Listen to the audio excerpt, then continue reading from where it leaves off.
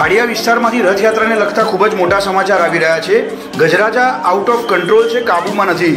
મહાવતો ઉતરીને તેને કંટ્રોલમાં લેવાનો પ્રયત્ન કરે છે, પરંતુ ગજરાજાઓ કંટ્રોલમાં આવી શક્યા નહીં અને પોલીસે બનાવેલા બેરિયર તોડીને પોલીસ અને વાહનોને કચડીને ખાડિયાની પોળમાં ઘૂસતા આપ જોઈ રહ્યા છો।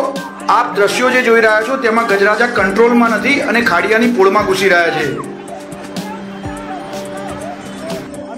આ બનાવને કારણે ખાડિયા વિસ્તારમાં ખૂબ જ અફડાતફડીનો માહોલ છે અને લોકો અને મહાવતો બધા ગજરાજાને કંટ્રોલ રહેવાનો પ્રયત્ન કરી રહ્યા છે।